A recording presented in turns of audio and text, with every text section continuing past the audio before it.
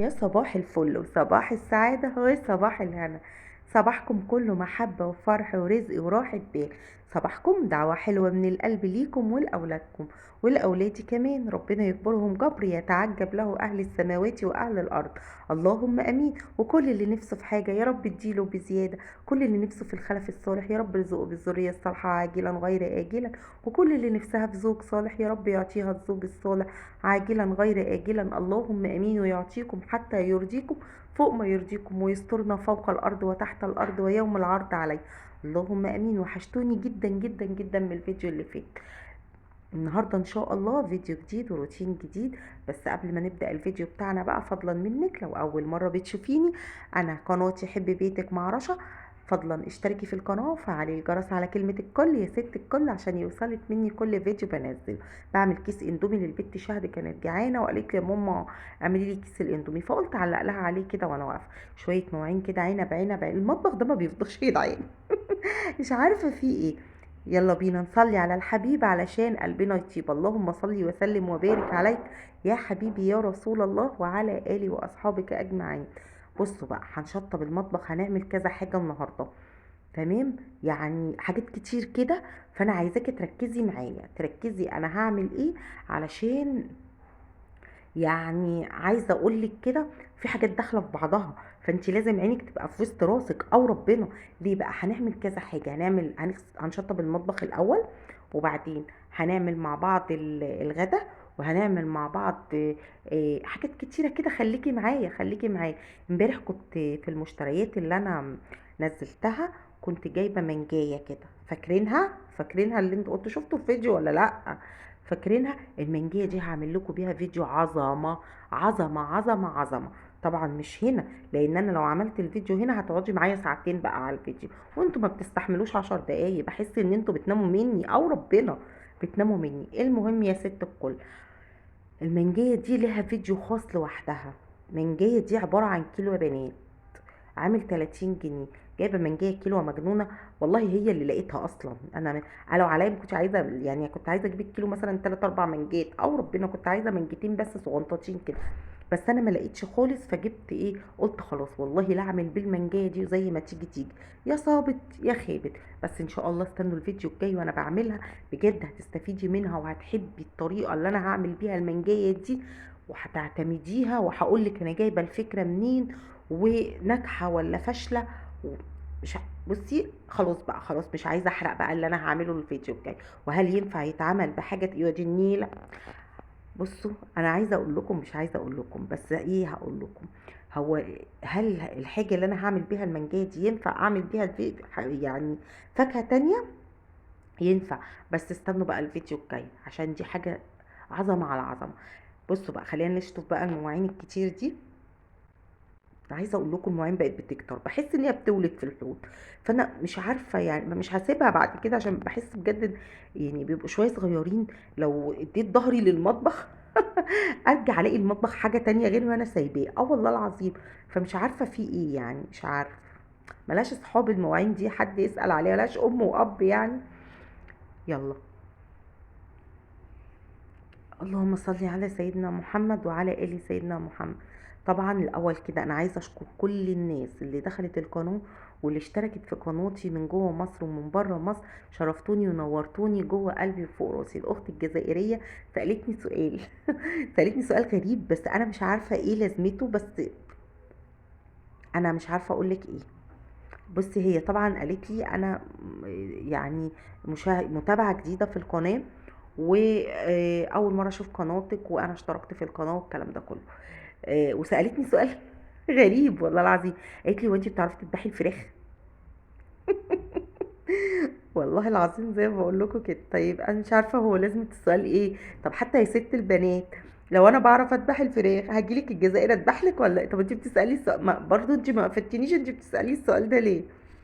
يعني سألتولي على الفيديو اللي قبل اللي فات.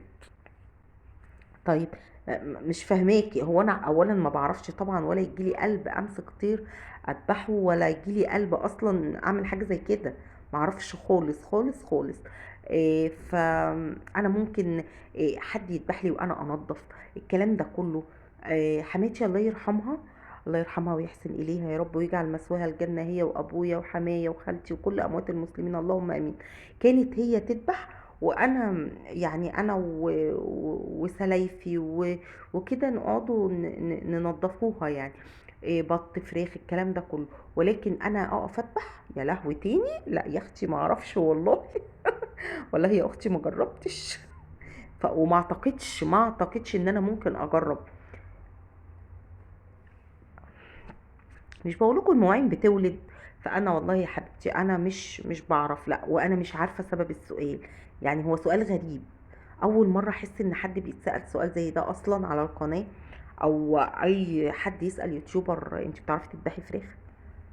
اصلا انا ما طلعتش خالص في القناه بتاعتي جبت سيره بذبح او ما بذبحش.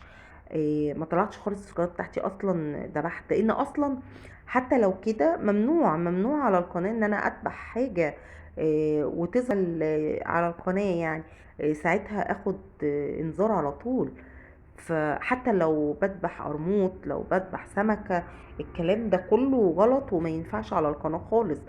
ما ينفعش ان انت تظهري حاجة زي كده بعد ما تخلصيها. بتبيني يعني الحاجة اللي في ايدك، لكن تبيني وانت بتذبحي ده ممنوع خالص على اليوتيوب، لان هو بيقولوا ان هو بينتهك آه، حاجة كده مش فاهماها يعني، بس هو غلط يعني. تمام. حتى لما بنيجي مثلا نذبح الأضحية وحد بيصور على القناة، بيجي ما بيجيبلكيش خالص الشكل اللي هما بيذبحوا يعني، لا بيجيبوا بعدين. خلصنا المواعين وشطبنا المطبخ كده زي ما انتوا شايفين. هنمسح بقى بوتاجازنا كده. عايزه اقول لكم الفوط اللي انا جايباها دي حلوه قوي. على فكره الفوطه ب10 جنيه، انا جبت 3 ب30 جنيه.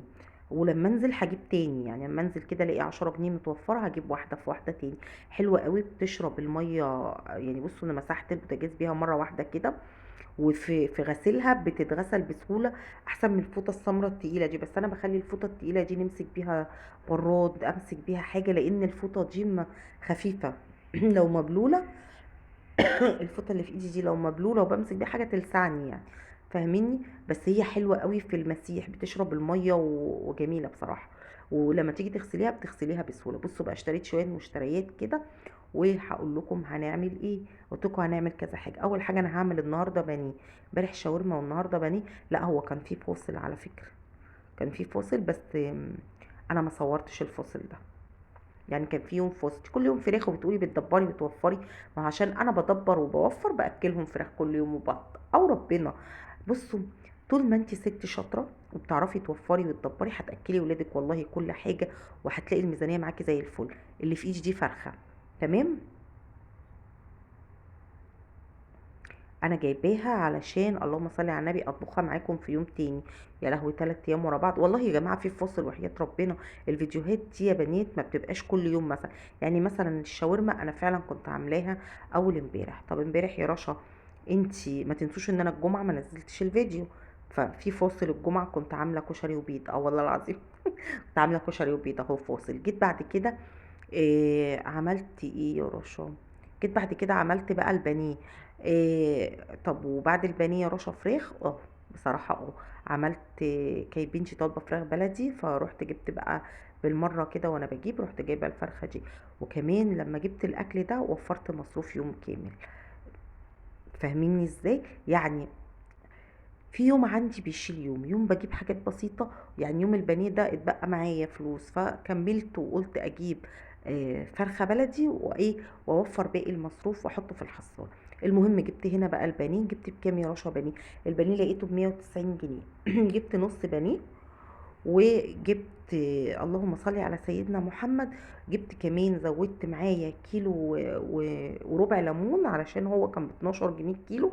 فقالت لي هحط لك بال15 كيلو وربع. قلت لها مش هنعمل ايه بالليمون، خليكي معانا. قلت لك هنعمل كذا حاجه النهارده. ده كيس الصلصه اللي احنا كنا جايبينه مع بعض. جبت بقى كوبايه زبادي هحطها كده قدامكم في العلبه، واحط عليها ملح وفلفل وكمون ومعلقه خل وبيضايه، وابدا اربهم كويس جدا وانقع فيهم البانيه. تمام كده تمام كده. صليتوا بينا على الحبيب. اللهم صل وسلم وبارك عليك يا حبيبي يا رسول الله.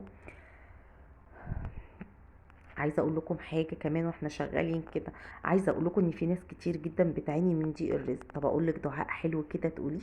هقولك دعاء حلو تقولي.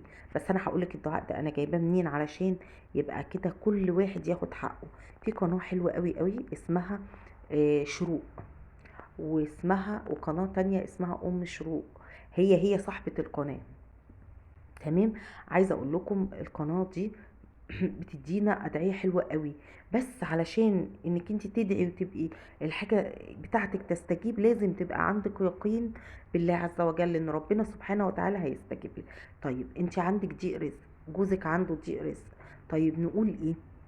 نقول اللهم يا رزاق ارزقني، اللهم يا ذا القوة المتين ارزقني من حيث لا احتسب. وتصلي على رسولنا الكريم عليه افضل الصلاة والسلام وتستغفري. ولو انت عايزة تخلفي، او انت عندك مرض، او انت فيكي اي حاجة ومبتخلفيش ونفسك تشوفي ذرية صالحة، هتقولي اللهم زدني فرضا وانت خير الوارثين. ادعي بقى ادعي الادعية ديت كتير، مش مرة مش اتنين. لو تقدري في قيام الليل تصلي ركعتين قضاء حاجة وتقعدي على سجادة الصلاة وادعي بقى، ولو 100 مرة 200 مرة 300 مرة. عايزة اقولك والله العظيم 3. بس هقولك يبقى عندك يقين انك انت ربنا سبحانه وتعالى هيستجيب لك. هنا بنغسل الليمون وهنبدأ نغسله كويس جدا ونفتحه كده 4 ونديله غلوة واحدة على النار. انا حاطة المية تغلي علشان خاطر ياخد بيها غلوة واحدة بس على طول، ما تسخنش المية بيه يعني. تمام.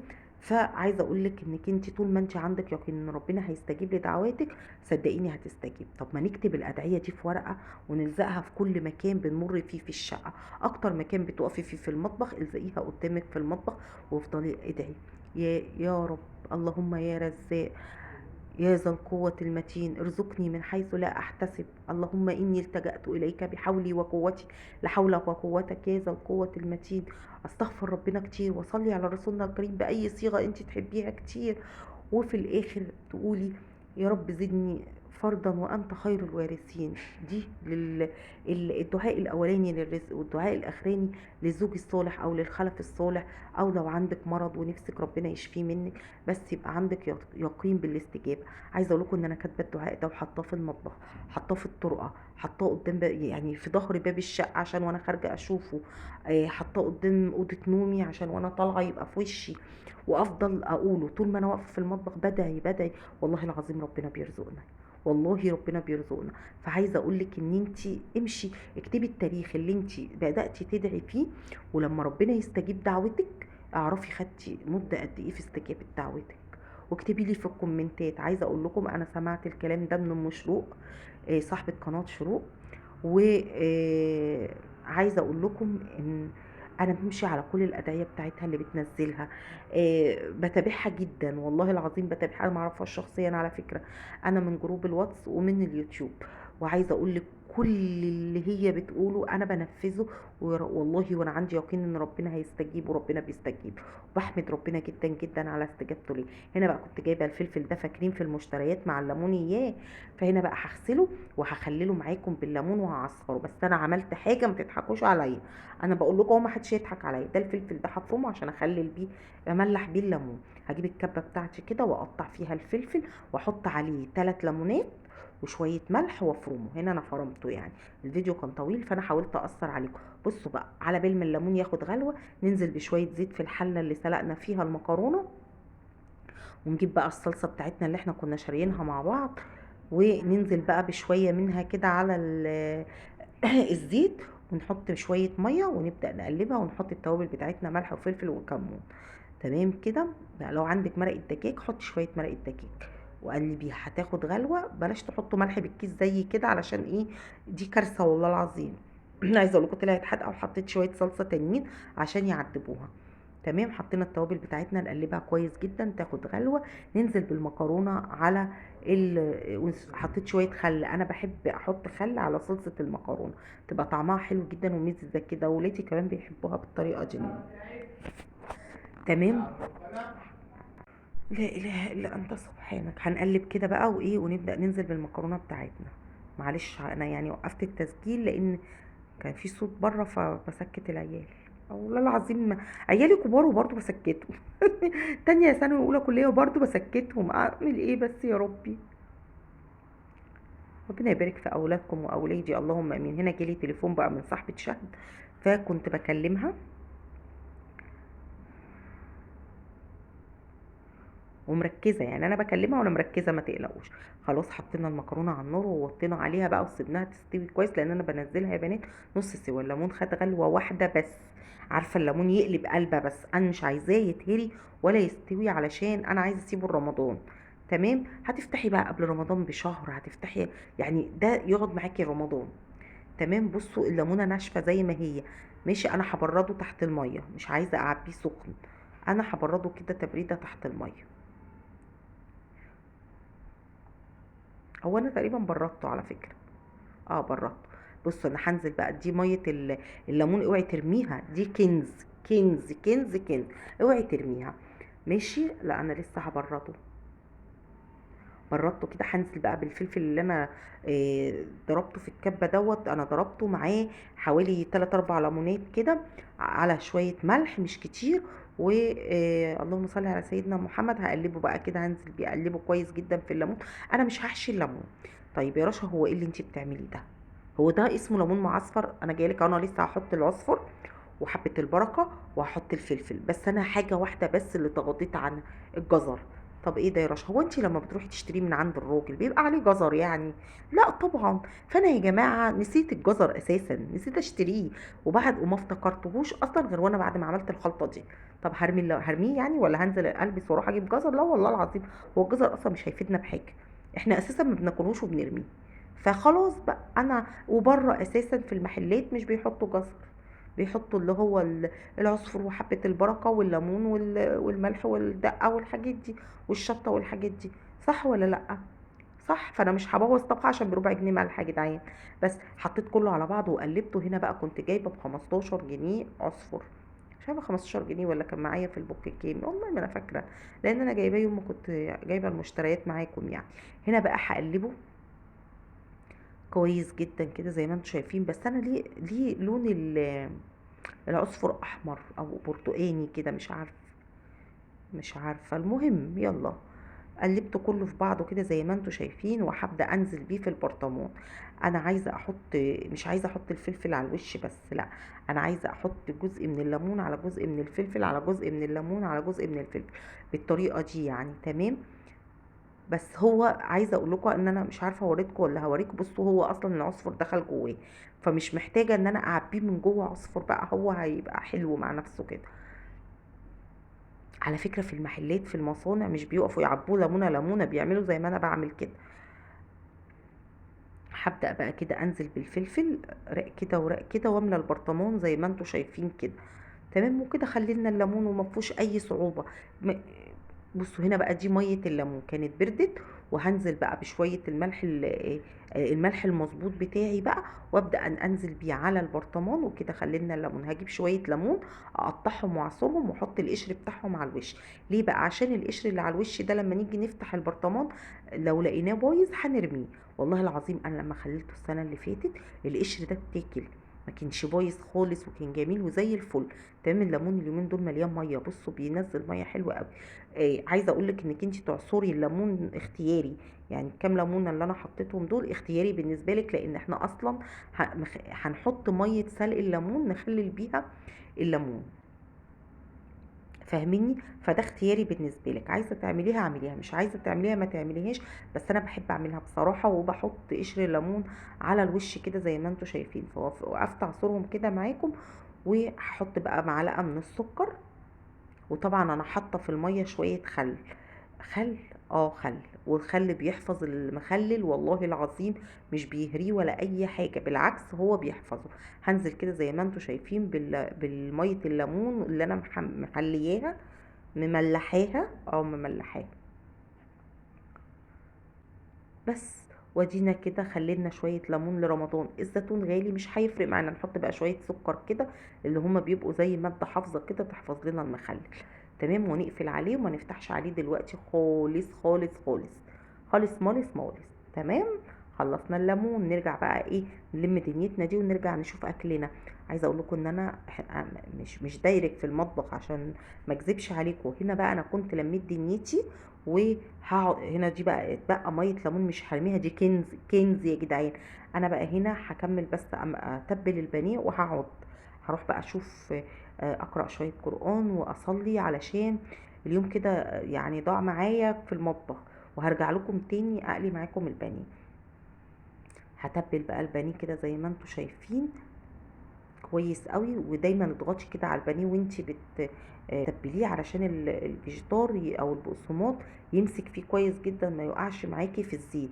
ودايما يكون الزيت اول ما تحطيه غلا وحامي عشان طبقة البانيه ما تطلعش منك. وبعد كده لو قطعة البانيه يعني تخينة، وطي النار بعد ما ياخد اول ضربة كده في اول غلوة في الزيت. وطي النار وسيبيه يستوي، ولما تيجي تقلبيه تكوني معليه النار. نعمل بقى مع بعض كده شويه سلطه قبل ما نروح نشوف هنعمل ايه وارجع لكم. لو وصلتي معايا لغايه هنا فضلا منك حطي لايك للفيديو. لا اله الا انت سبحانك. هنا بقى انا كنت صليت وقمت بقى طبعا غيرت هدومي عشان كنت بصلي. رجعت بقى هنا ايه كان كله مجتمع بقى، فرجعت اقلي البانيه واحط بقى الملح بتاع السلطه والليمون واظبط سلطتي واقلي البانيه بتاعي واغرف المكرونه بتاعتي. وده غدانا النهارده وده يومنا النهارده والفيديو بتاعنا النهارده. يا رب ينال اعجابك ويا رب تكوني استفدتي مني ولو حاجه بسيطه خالص. واكله النهارده مش بس يعني هي على قد الايد، على قد ما اقدر بحاول ان انا اوفر لكم اكلات بسيطة وسهلة.